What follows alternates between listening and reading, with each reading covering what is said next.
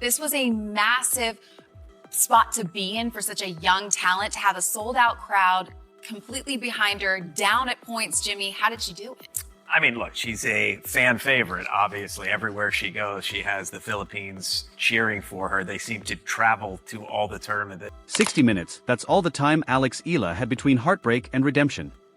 She had just walked off the court in Abu Dhabi, her singles dream officially over. A straight sets loss. 6-3, 6-3. World number 11 Ekaterina Alexandrova was simply too much that day. The crowd quieted. The moment ended. For most players, that's where the story stops. Locker room, ice bath, disappointment, and a long night replaying every missed shot. But Alex Eala didn't get hours to grieve. She didn't even get one, because less than an hour later she was scheduled to walk back onto the court, this time for a doubles quarterfinal against the second-seeded team. This is the story of how devastation turned into dominance in under 60 minutes. Let's rewind. Coming into the singles quarterfinal, Alex was flying. Just a day earlier, she had delivered one of the most jaw-dropping comebacks of the tournament, down 0-4 in the third set, facing match point, somehow clawing her way back to beat Sasnovich in a tiebreak. Filipino fans were losing their minds. Her confidence was sky high. The live rankings had her climbing. It felt like the breakthrough moment. Then came Ekaterina Alexandrova. World number 11. Second seed. A proven top 20 powerhouse. This is a player who hits flatter, harder, and earlier than almost anyone on tour. From the first ball, she set the tone. Heavy serves. Relentless pace. No rhythm, no breathing room. Alex fought. But Alexandrova never let up.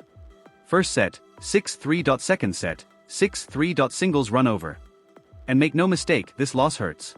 Not because it's embarrassing, there's no shame in losing to an elite player like Alexandrova, but because of the timing. After that legendary comeback, after all that momentum, it felt like something special was building. To have it end so abruptly? That stings. Most players would be crushed. Most would need time to cool down, to process, to mentally regroup.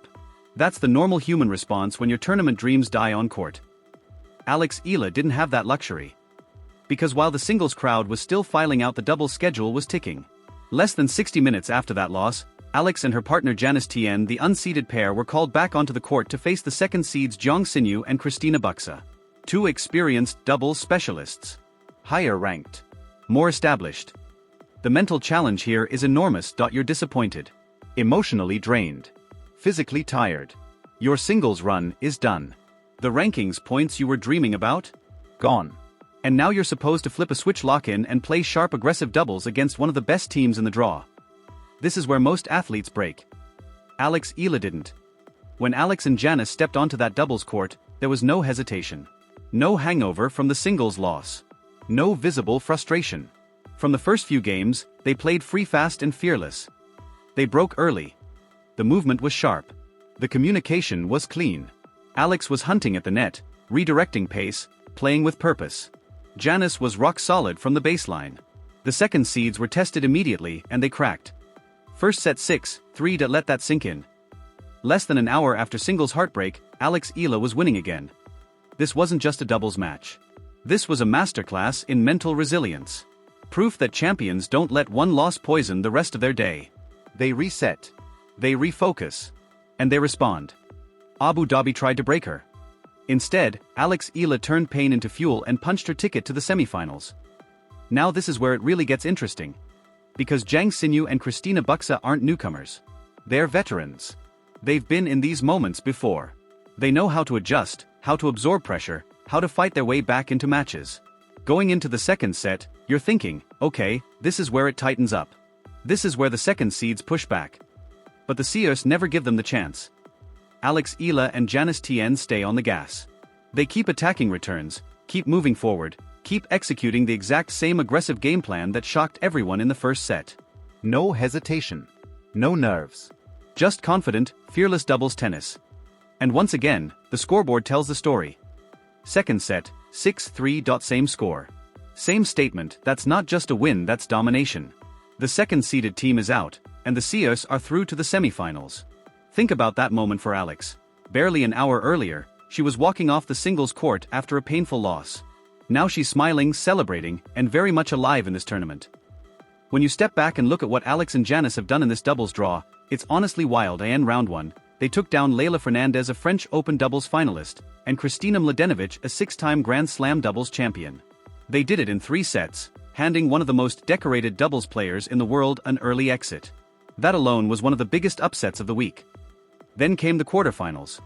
Straight sets over the second seeds Zhang Xinyu and Kristina Buxa. Another massive upset. No tiebreaks. No luck. Just clean execution. And now, they're standing in the semifinals of a WTA 500 event. That's huge. These are the kinds of results that bring serious ranking points, serious prize money, and most importantly real respect on tour. And they're doing it through chemistry, clutch shot making, and elite doubles instincts you simply can't teach. Even their nickname, the Seers, means something. It's not just catchy, it represents 2 Southeast Asian players fighting to prove they belong at this level. 2 partners lifting each other when things get heavy. When Alex needed to bounce back emotionally after her singles loss, Janice was there. When Janice needed someone who could execute under pressure, Alex delivered. That's partnership. That's what makes doubles special. And this is what I love most about Alex Eala's mentality. She could have used the singles loss as an excuse. Too tired. Too emotional. Too drained. No one would have blamed her for coming out flat in doubles. But that's not who she is. Instead of letting disappointment drag her down, she turned it into fuel. You can almost hear the mindset: singles didn't go my way, but I'm still here. I still have a chance to win something big. Let's go. That's championship mentality. That's resilience. And honestly, this might end up being better in the long run. The singles loss hurts, but she's still competing, still fighting, still chasing a title instead of flying home disappointed. Abu Dhabi isn't done with Alex Eala yet. Sometimes the basketball gods, the tennis gods, whatever you want to call them, have a plan. And maybe, just maybe, Alex Eala was meant to lose that singles match so she could fully lock in on doubles. Because right now the Seers are on fire, and they have a very real shot at winning this thing. So what's next?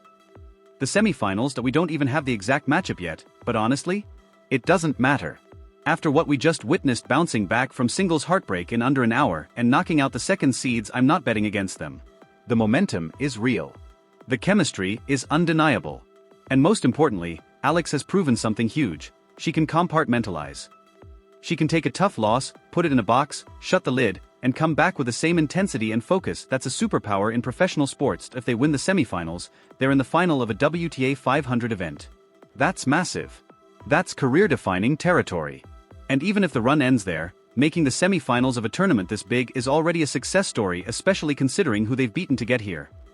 And let's not forget the bigger picture. Alex is still world number 38 in singles. That legendary comeback against Sasnovich still counts.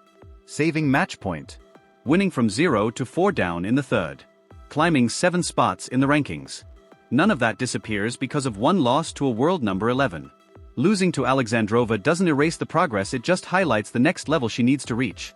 And based on everything we've seen, she's going to get there. This is what people need to understand about Alex Eala. She's not just talented, she's not just skilled, she's tough. Mentally unbreakable. Losing 6-3. 6-3 in a singles quarterfinal and then coming back less than an hour later to beat the second-seeded doubles team? That's not normal. That's not something most players can do. That takes a level of mental fortitude that separates champions from everyone else. And she's doing it alongside Janice Tien, another fighter, another player refusing to accept the limits people try to place on her. Together, they're proving something bigger than just results. They're showing that Southeast Asian tennis is for real. That the Seers aren't just a catchy nickname, they're a force. Look, I won't lie. The singles loss hurts. As a fan, I wanted to see Alex go deeper. I wanted that magical run to keep going. I wanted her to push Alexandrova to the edge. But you know what? This might be even better. Because now we get to see how she responds to adversity. We get to see her prove that one loss doesn't define her. Doesn't break her. We get to see her take disappointment and turn it into something positive, something dangerous in doubles. And now we get to watch the Seers make a real run at a WTA 500 doubles title. How cool is that? So yeah, it was a bittersweet day in Abu Dhabi. The singles dream ended, but the doubles dream is very much alive. And watching Alex flip the switch from devastation to domination in under an hour? That's the kind of mental toughness that makes me believe she's going to do special things for a long, long time. Semifinals are next. I'm all in on the Seers. Let's go, Alex. Let's go, Janice. Time to shock the world.